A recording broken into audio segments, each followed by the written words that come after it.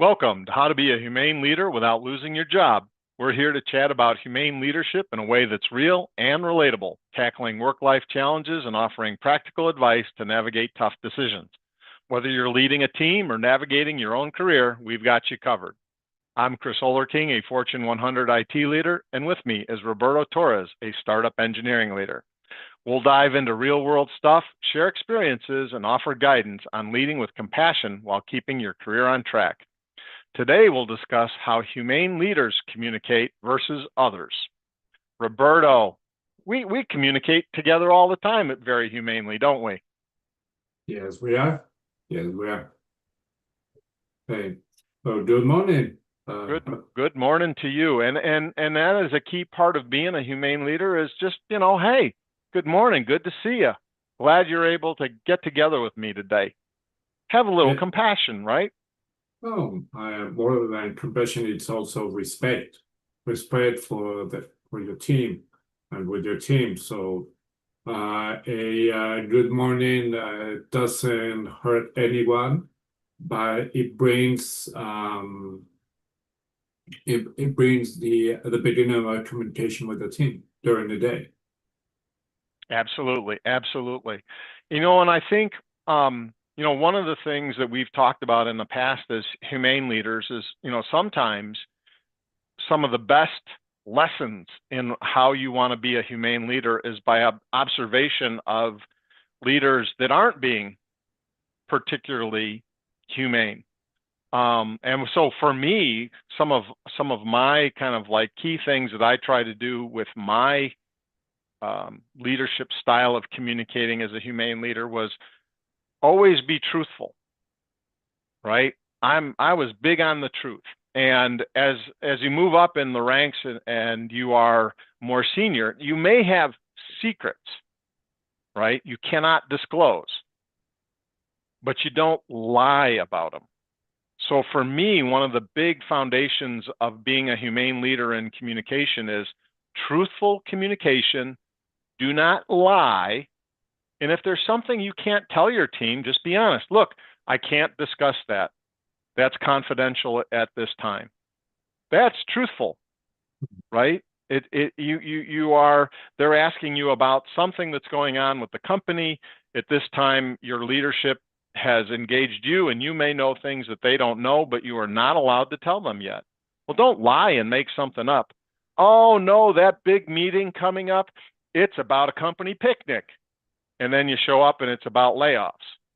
Well, don't do something stupid like that. Don't lie. Say, look, the agenda is confidential at the moment. We're all going to go to that meeting and it will, be explained at that time, right? Sure, they're going to be nervous because you didn't tell them what it's about, but don't lie about it. Just admit it's confidential at this time. That is a much better communication than you lying and then it being disproved later, because you can't recover your trustability at that point as a humane leader. Yeah, indeed. And also something really important is gossip in the office, which is in many companies, gossip is something that you can listen or hear in the hallways. Don't be part of that gossip. If you know something that this gossip is being told, don't get into that.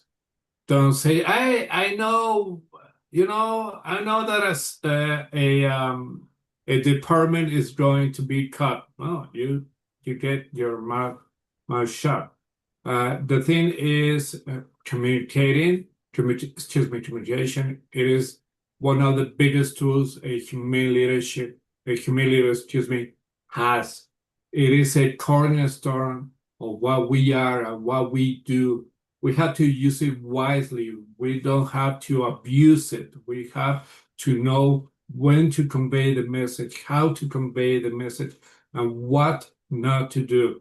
There are bosses who misuse communication in order to provide and bring chaos, Yes. to bring people on their edges, on their nerves, that they don't know what's happening. We won't do that. We are humiliators. We talk with the truth, but as you mentioned, when we cannot talk about something, not secrets, but confidential stuff, we are true. Hey, you're asking about this. I cannot tell you. Please wait. That brings maybe some nervous to the people who are listening to that, but at least they know that you won't lie to them. Absolutely. And I have to admit, gossip was one of my weaknesses. Because I cared about what the company was doing so much, I would listen to the gossip. But here's what the humane leader does with gossip that's different, right? That's different. Bosses shut it down. Don't gossip. You're never going to stop that. That's a foolish attitude to have towards gossip. Gossiping is a normal behavior. What you want to do as the humane leader is correct it with facts. So one of the things that I used to do, and my bosses, I had lots of bosses. They never understood that. You're gossiping. No, no, no, no, no, no, I'm not.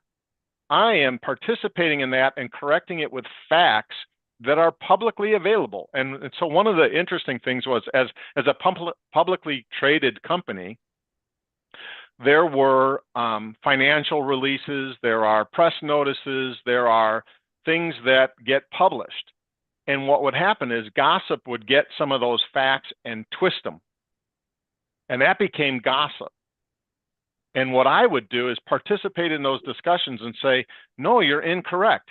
Here's the financial release, or here's the 10K statement, or here's the press release the company actually put out. And they said in that, we are closing 4 locations in the US. Not 100, not 50, 4. And they said they will be disclosed at a later date. That's not gossip, right? The gossip is where people are talking about, oh, they're going to close 50 places and 20% of us are going to get laid off. No, the press release says this. That's the facts, right? And so I think the humane leader needs to be careful how they shut down gossip. You don't want gossip, I agree, but you're never going to completely shut it down. But the humane leader presents the facts around, hey, some employee comes to you with gossip, don't talk about that. Don't gossip. Well, that's never going to end it. But if you end it with some facts around what's really going on, what did the company announce? Hey, we are acquiring this other company. And in that press release, they said, and there will be some staff reductions for overlapping services. So you can tell your employee, even though you may know that 10% of the workforce is going to get laid off, you can shape the gossip with facts and share. In the press release, it says, yes, we're buying this company and there will be some staff reductions. That is fact. So I do agree with you. Gossip is terrible. I think the humane leader needs to try and, where they can, point people to facts, because that will shut down some of the gossip. But I don't think you can ever stop all gossip, because the more a boss tries to stop gossiping, that builds the anxiety. Then there'll be more gossip. Yeah, and actually, gossip is also a tool for people who doesn't understand or doesn't know how to communicate efficiently. So they Yes. begin the gossip by lying. Yesterday, I was at lunch, and there were we were in this table like 10 people, and I was eating alone, just on my stuff, and I was listening to the gossip the other guys were telling, and they were lying, actually. And I shut down and didn't say anything because they were asking me at first something, and the second, it wasn't my place to be and to say, hey, you're lying. If you're gossiping, that is your thing. And gossip, I think, is a native trait, of some people to do it. we human leaders have to communicate efficiently, as you mentioned. We have to provide facts, hard data about something. So let's say, for instance, that we are in this review session with one of our team members. The thing is, we had to provide hard data and tell the truth.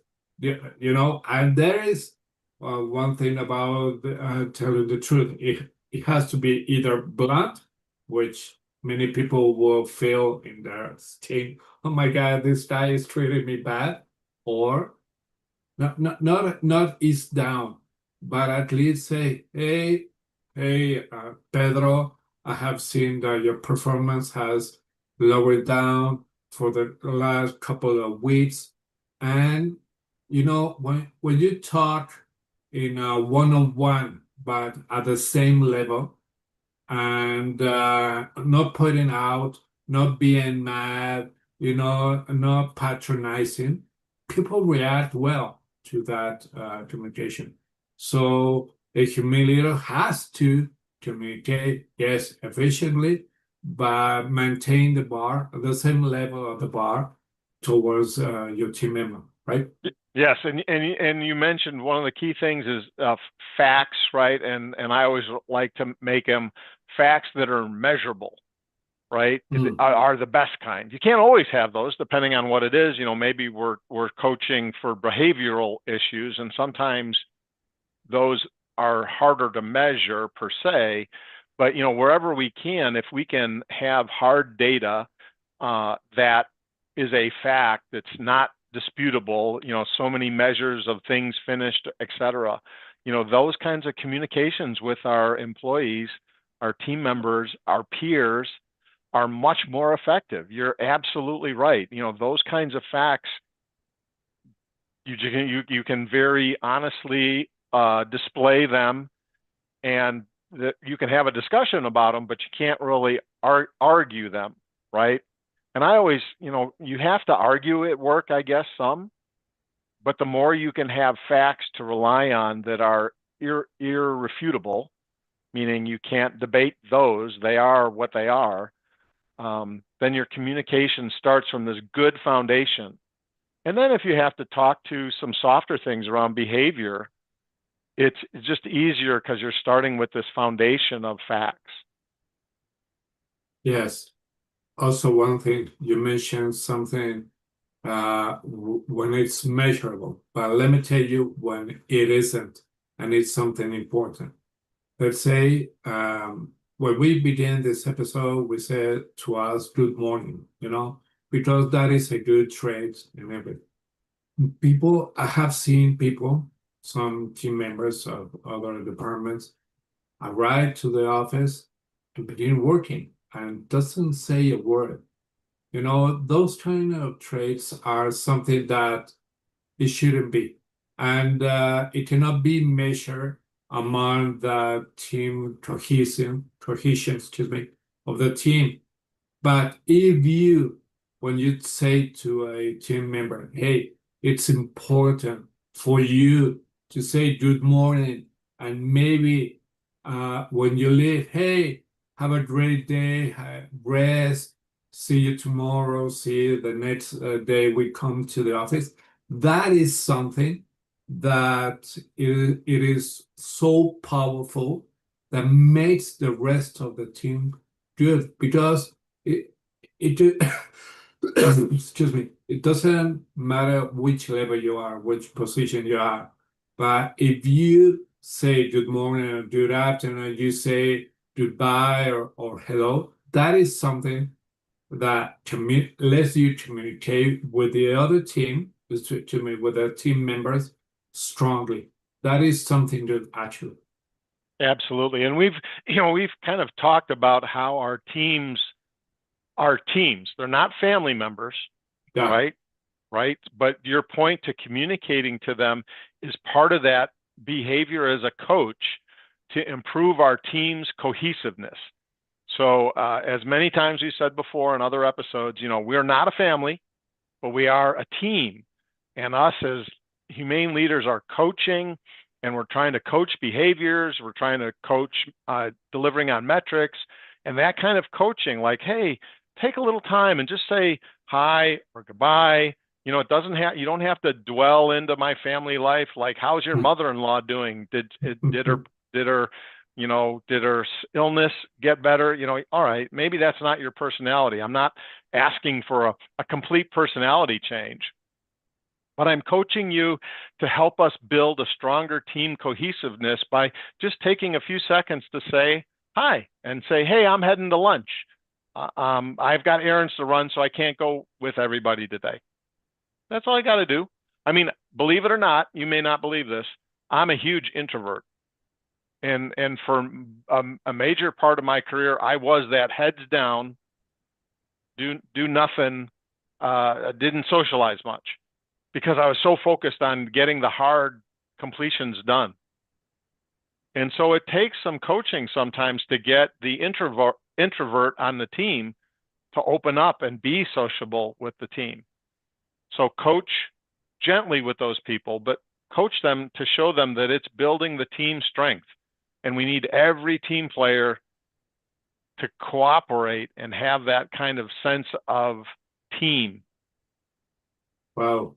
Oh, it was a surprise to know that you are an introvert because, man, I am the same. I have always been and I always be an introvert guy. And I know I only spoke when I had to. No, no, no, not when I had to. When I had to say something. So if my team is full of extroverted guys or girls, well, I'm still an introverted guy, which doesn't deviate me from becoming or being a humane leader.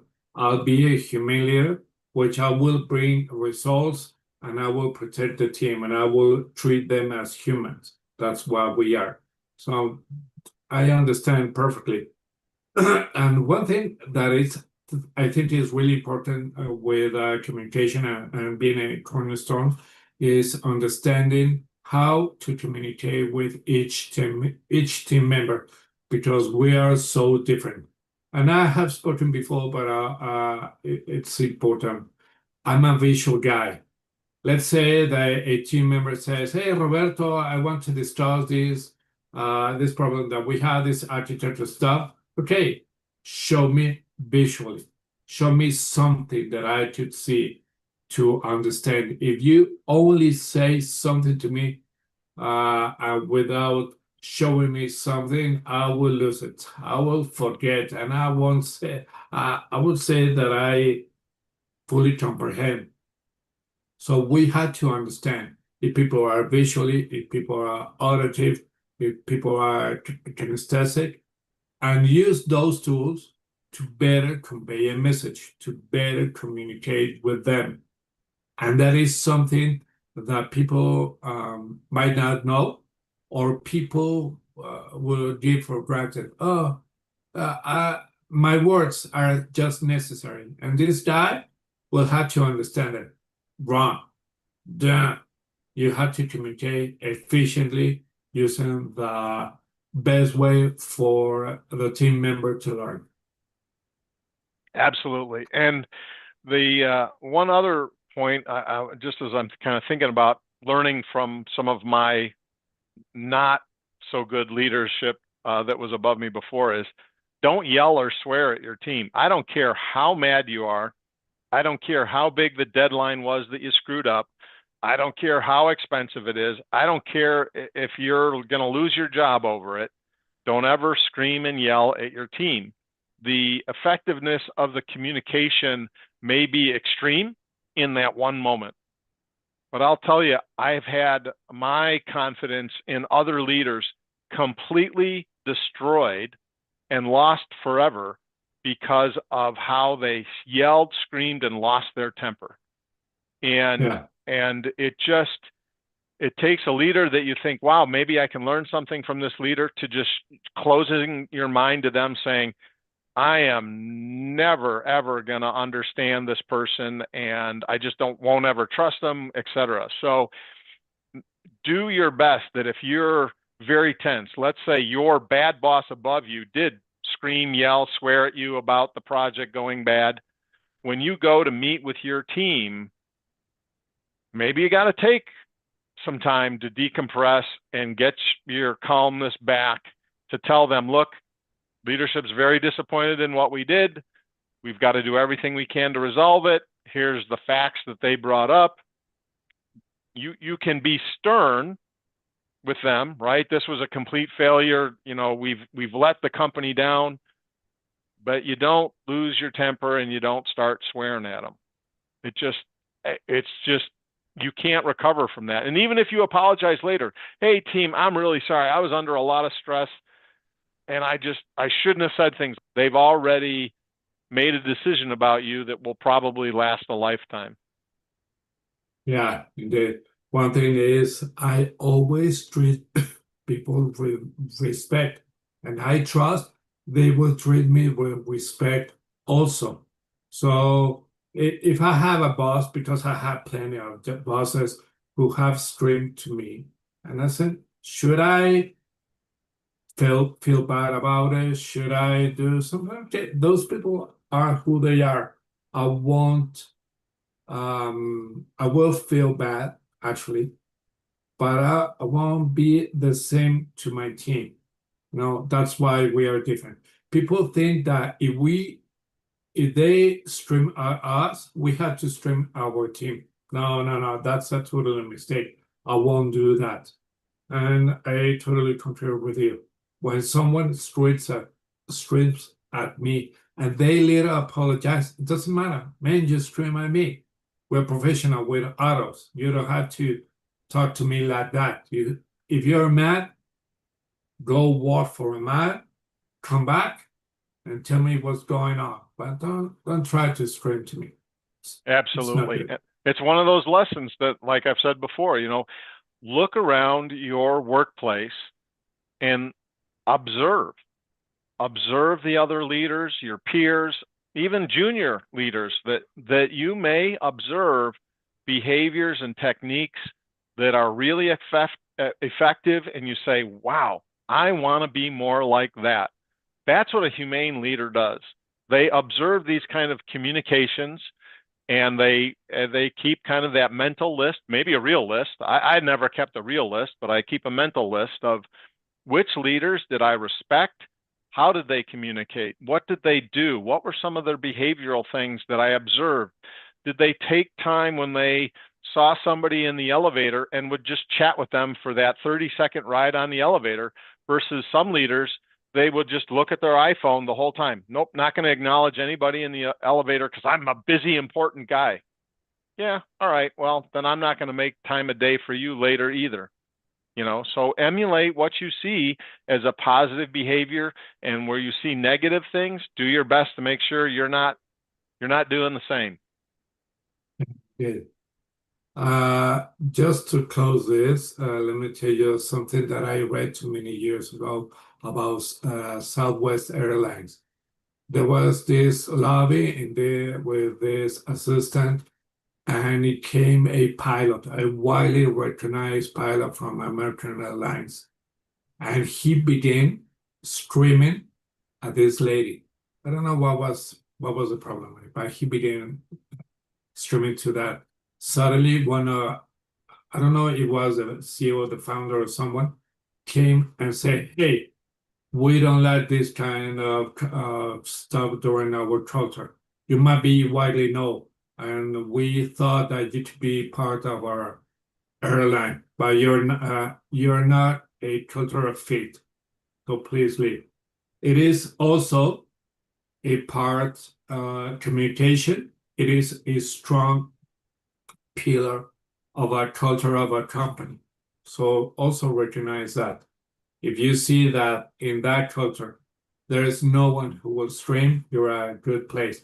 But if you are at a company in which the culture, it's not forbidden to stream, you're in the wrong place. I would agree. I would have to be looking for another job almost immediately. Yeah, indeed. Oh, well, ma'am, it was a good communication episode, this one. As always. And I should point out to people, while we kind of joked a little bit with our greeting, good morning, they should realize we usually talk for 10 or 15 minutes before we ever start recording. So we do a lot of catch up good morning greetings and socializing before we get to work. Indeed. And it's amazingly cool.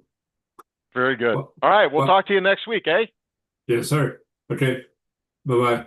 Bye bye.